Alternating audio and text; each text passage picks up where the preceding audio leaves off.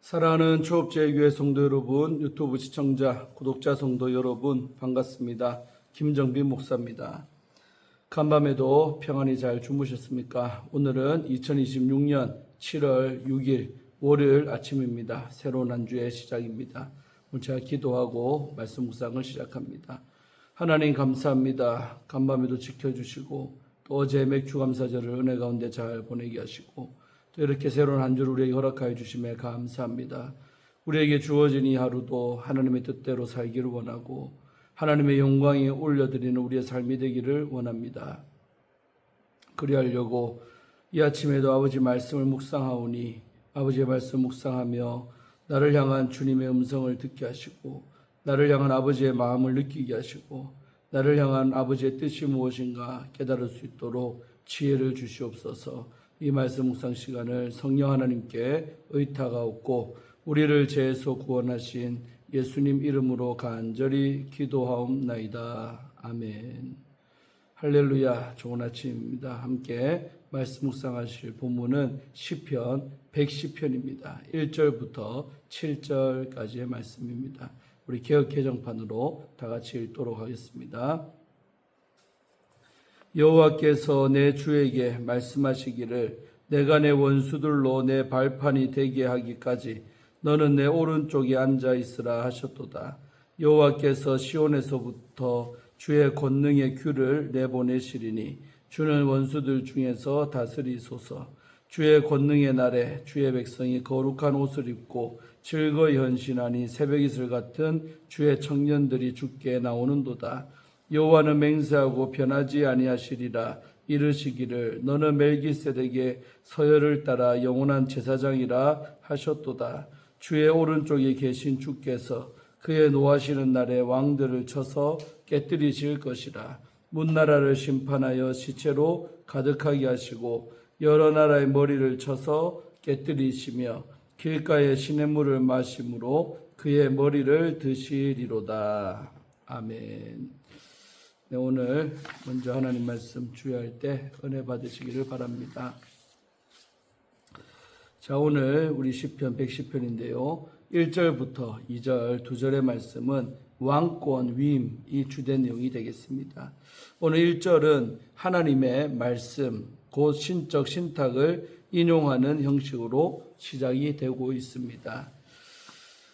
네움 아도나이, 여호와의 말씀이라는 히브리어 말인데 이 네움 아도나이라는 표현은 사자 전언 형식으로 이어지는 말씀이 하나님이 직접 선언하신 말씀임을 강조할 때 쓰는 방법입니다. 이 말씀은 내 주에게 주어지는데 여기서 내 주는 시인이 섬기는 왕을 가리킵니다.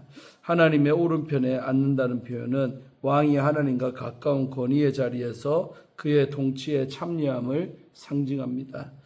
원수들이 왕의 발판이 되는 이미지는 하나님이 왕에게 결정적인 승리를 보장하신다는 선언입니다. 이러한 신탁은 단순한 정치적인 승리의 약속을 넘어 하나님이 왕의 통치를 통해 역사 속에서 자신의 정의를 실현하신다는 신학을 드러냅니다. 정경적인 맥락에서 볼 때 이 승리의 선언은 의인이 하나님께 드린 단언, 우리 109편이죠. 지난 장에 봤던 109편. 이 단언에 대한 하나님의 응답으로 이해될 수가 있으며 하나님이 결국 당신의 백성을 억압하는 악을 심판하신다는 확신을 보여줍니다. 2절은 1절에서 선포된 하나님의 신탁 이후 시인이 왕에게 그의 통치를 실행하도록 권면하는 말입니다. 여호와께서 시온에서 왕의 권능의 큐를 내보내신다는 표현은 왕의 통치 권위가 하나님께로 비롯되었음을 보여줍니다. 이는 왕이 시온을 중심으로 통치를 시작해 원수들 가운데서 권세를 행사해야 한다는 의미입니다.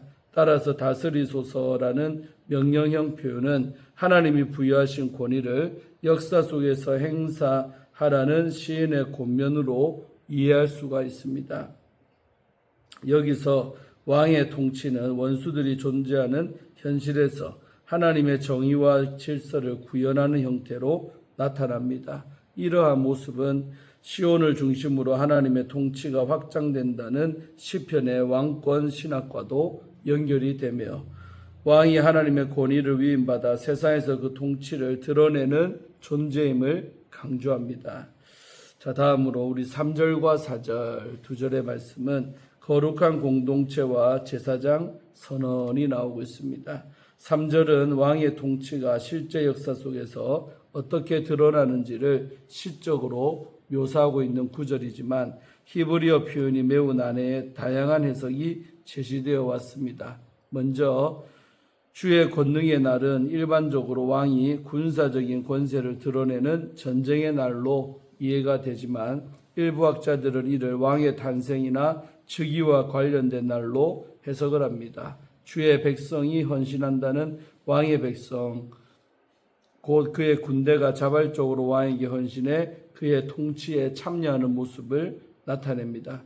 거룩한 옷을 입고는 왕과 그의 백성이 거룩함으로 장식된 모습으로 하나님 앞에 있음을 보여주는데 이는 시온을 중심으로 거룩한 통치가 이루어짐을 강조합니다. 마지막 구절인 우리 새벽 이슬 같은 주의 청년들이라는 표현은 특히 해석이 어려운 시적인 이미지인데 일반적으로 새벽에 맺히는 이슬처럼 왕에게 속한 젊은 군사들이 풍성하게 모여드는 모습을 묘사하는 것으로 이해가 됩니다. 이처럼 3절은 시온의 왕이 하나님의 권위를 위임받아 통치할 때 그의 백성 또한 자발적으로 그 통치에 참여하는 거룩한 공동체로 나타난다는 점을 보여줍니다. 따라서 이 구절은 하나님의 통치가 왕과 백성을 통해 구현된다는 시온 왕권 신학을 드러내는 장면으로 이해할 수가 있습니다. 4절 말씀은 110편의 두 번째 신적인 선언으로 1절의 여호와의 말씀에 이어 이번에는 하나님의 맹세가 인용이 되고 있습니다.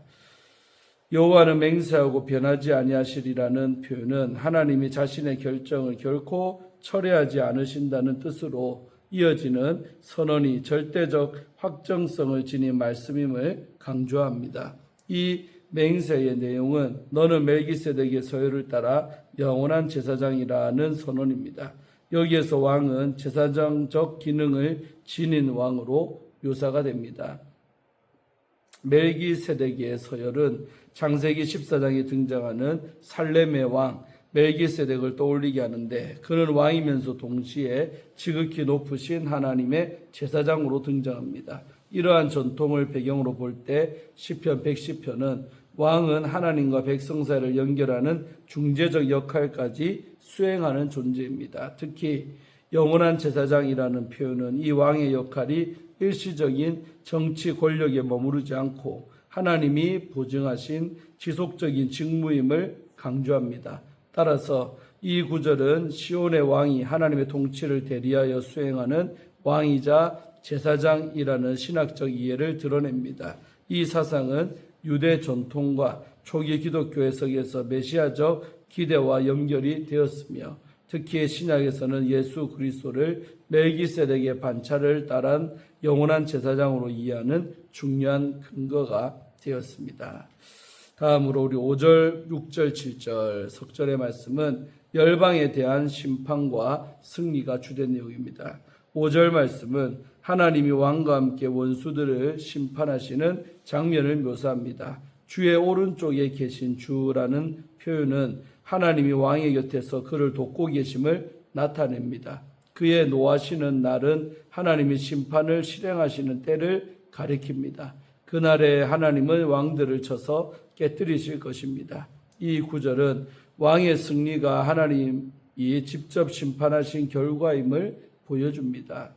6절은 앞선 절에서 시작된 전쟁 장면을 이어받아서 하나님이 열방을 심판하시고 왕에게 결정적인 승리를 이루어 주시는 모습을 묘사합니다. 문나라를 심판하신다라는 표현은 하나님이 역사 속에서 당신의 정의를 드러내시는 통치 행위를 의미합니다. 시체로 가득하게 하신다는 표현은 하나님의 심판으로 인해 대적들이 완전히 패배함을 나타내는 승리의 표현입니다. 또한 여러 나라의 머리를 쳐서 깨뜨리신다는 구절은 하나님이 열방의 권력자를 심판하신다는 의미를 담고 있습니다. 7절에 길가에 시냇물을 마신다는 표현은 왕이 행군 도중 잠시 물을 마시며 다시 전투를 이어가는 장면을 시적으로 묘사한 것입니다. 이는 승리를 향해 계속 전진하는 전사의 역동적인 모습을 드러내는 표현입니다. 이어지는 머리를 든다는 승리와 종기의 자리로 올라간다는 뜻의 관용적인 표현입니다. 이 장면을 하나님이 세우신 왕이 끝까지 전진해서 결국 눈앞에 높임을 받게 되는 모습을 시적으로 보여주는 것입니다. 이상으로 주의를 마쳤고요. 이어서 우리 영원한 승리자 예수 그리스도라는 주제를 가지고 함께 말씀 묵상할 때 은혜 받으시기를 바랍니다. 오늘 본문은 다윗이 하늘의 신탁을 받는 것으로 시작을 합니다. 시편 110편은 하나님이 친히 내리시는 신탁 형식으로 쓰였습니다. 유명한 성경 주석가 매튜 헨리는 이 시편을 순수한 복음이요 전적으로 그리스도에 관한 시편이라고 불렀습니다. 실제로 예수님은 이 시편을 인용해 당신이 메시아 되심을 선포하셨습니다. 그 내용은 마태복음 22장 41절부터 46절에 나오죠. 그렇다면 이 짧은 시편이 선포하는 예수 그리스도는 어떤 분이실까? 첫째로 우리 1절과 2절 중심으로 보면 하나님의 오른편에 앉으신 왕이십니다. 1절에서 두 주님이 나옵니다. 앞에 여호와는 성부 하나님이시고 뒤에 내주는 다윗이 주님이나 분입니다. 이 구절을 인용해서 예수님은 당신이 메시아 되심을 선포하셨습니다.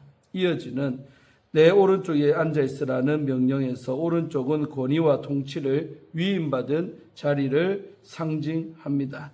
2절을 보면 그 권능의 원천이 시온이라고 합니다. 이는 주의 귀에 하나님의 능력이 담겨 있다는 고백이죠. 이 구절은 훗날 베드로의 설교에 인용이 되었습니다. 사도행전 2장 34절로 35절에 나오죠. 그날은 하나님이 우편에 오르신 예수님이 성령을 부어주신 오순절 날이었습니다. 다윗이 1000년 전에 선포한 승리의 예언이 오순절날 교회가 세워짐으로써 완성이 된 것입니다. 두 번째로 우리 3절 4절 중심으로 보시면 영원한 멜기세덱의 서열을 따른 대제사장으로 예수님이 나오죠. 3절은 자발적으로 주님을 따르는 백성을 새벽 이슬로 묘사합니다. 새벽 이슬이 아무도 모르는 사이 온 들판을 적시듯이 성령께서 감동하시면 숱한 주님의 백성이 자발적으로 헌신하는 것입니다. 4절에서 하나님이 맹세하십니다. 너는 멜기세덱의 서열을 따라 영원한 제사장이라.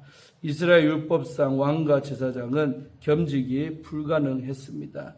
왕은 유다 지파, 제사장은 레위 지파에서만 나왔습니다. 예수님은 멜기세덱의 서열을 따른 제사장이라 합니다. 멜기세덱은 창세기에 등장하는 살렘의 왕이자 지극히 높으신 하나님의 제사장이었습니다. 그 이름은 의의 왕, 그의 도성은 평화의 왕을 의미합니다. 그의 계보도 출생도 죽음도 기록이 없습니다. 레위 제사장직이 생기기 400년 전에 이미 존재했던 제사장직입니다.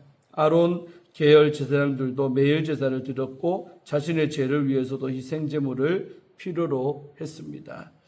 그러나 예수 그리스도께서는 자신의 피로 단번에 완전한 제사를 드리셨습니다. 히브리서 우리 7장 27절의 말씀이죠. 세 번째로 멈추지 않고 전진하시는 전사로 예수님이 나오죠. 우리 5절에서 7절 중심으로 보시면 5절에서 6절은 메시아께서 열방의 왕들을 정복하심으로써 열방이 새 왕을 섬기게 되는 장면입니다. 이는 복음이 열방에 퍼져나가 결국 승리하는 모습을 상징합니다. 7절은 멈추지 않는 전사의 모습을 보여줍니다. 그는 잠시 멈춰 길가 시내에서 물을 마시고 기운을 회복한 뒤에 머리를 들고 다시 전진해 승리를 완성합니다. 다윗은 선포합니다. 그의 머리를 드시리로다. 이는 원수를 정복하고 개선하는 왕의 모습이죠. 이처럼 우리가 섬기는 왕이신 예수 그리스도께서는 지치지 않으시고 멈추지 안으시는,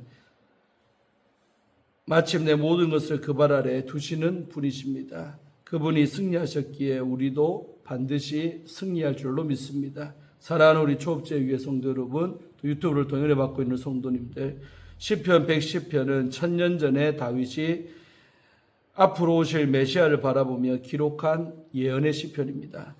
그리고 그 예언은 예수님을 통해 성취가 되었지요. 그분은 하나님 우편에 앉으신 왕이셨으며 지금 이 순간도 우리를 위해 중보하시는 대제사장이시고 또한 멈추지 않고 전진하시는 전사이십니다. 예수님 안에 소망이 있고 능력이 있고 구원이 있습니다. 새벽이슬 같은 청년이 되어 죽어가는 영혼들을 하나님께로 인도하는 중보자로 부르심의 상을 쫓는 주의 군사로 살아가시기를 주의 이름으로 축원드립니다. 마지막으로 우리 김병훈 목사님이 쓰신 확신을 위한 질문들이라는 책의 일부분을 읽어드리고 마치려고 합니다. 그리스도께서 하나님의 우편에 앉아 계신다는 고백은 그리스도께서 존귀와 영광과 권능에 있어서 보좌에 앉으신 하나님과 동등하심을 의미하며 또한 죄인을 구원하는 중보자로서 그리스도의 왕권과 제사장의 권세가 지극히 높임을 받으셨음을 의미합니다. 다시 말해서 하나님의 우편에 앉으심의 표현을 통해 고백되는 그리스도의 영광스러움은 이러합니다. 첫째로 그분은 인성에 따라 우리 가운데 육체로 거하셨으나 그분은 본래 하나님의 영광의 광채시며 본체의 형상이요 또한 신성의 모든 충만이 그분 안에 육체로 거하시며 완전하게 드러났음을 말합니다. 둘째로 성자 하나님으로서 인성을 취하여 종의 형체로 사람들과 같이 되어 낮아지셨던 그리스도께서 이제는 그 인성에 따라서도 하나님께로부터 모든 피조물 위에 지극히 높임을 받는 만물의 주인이며 교회의 구주로서 통치의 권세를 가진 분이심을 나타냅니다. 이러한 고백에 따라서 셋째, 우리 가운데 거하고 하늘에 오르신 그리스도께서는 실로 지극히 존귀한 분으로서 우리의 예배를 받기에 합당한 분이십니다. 따라서 성령 하나님도 그리스도와 마찬가지로 존귀와 위엄과 능력이 성부 하나님과 동등하지만 하나님의 우편에 앉으심의 표현은 인성을 취하여 낮아졌다가 다시 승귀의 영광을 누리시는 주 예수 그리스도만을 향하여 드리는 기독론에 속한 고백입니다. 아멘. 조금 어려웠지요. 네. 오늘 이렇게 해서 큐티를 마칩니다. 다윗의 이 시편을 통해 오실 그 메시아를 다윗이 세 가지로 표현을 했죠. 그래서 우리도 그러한 예수님을 오늘날도 믿고 살아갑니다. 우리 삶 가운데 적용하셔서 이런 세 가지의 기능을 하시는 우리 예수님이 우리의 주인이시다는 것을 알고 오늘 하루도 그 예수님을 주인 삼은 우리의 복된 삶이 되기를 주의 이름으로 축원드립니다. 제가 기도하고 오늘의 말씀 묵상을 마치겠습니다. 하나님 감사합니다. 오늘도 한 주가 시작된 이 월요일 아침에 시편 110편을 통해 은혜 받게 하시고 레마의 말씀을 받게 하시고 주의 마음을 느끼게 하심에 감사합니다. 아버지 하나님, 예수님은 지금도 살아계셔서 우리의 왕이 되시고 우리의 제사장이 되시고 또는 우리의 정말 전사가 되어주시는 예수님이신 것을 믿습니다. 아버지, 그 예수님을 날마다 섬기며 살아가는 저희들, 정말 세상 속에 살아가며 세상 것들이 눈앞에 아른아른 보이지만 그 너머 뒤에 계시는 우리 예수님을 늘 바라보며 믿음의 주요 온전케 하시는 예수님만 바라보고 승리하고 믿고 살아가는 저희가 다 되게 하여 주옵소서. 오늘 하루의 삶도 주께 모든 것 의지하옵고 우리를 죄에서 구원하신 예수님 이름으로 간절히 기도하옵나이다. 아멘. 할렐루야. 오늘도 좋은 하루 되십시오. 내일 아침에 또 큐티하면서 만나겠습니다. 샬롬.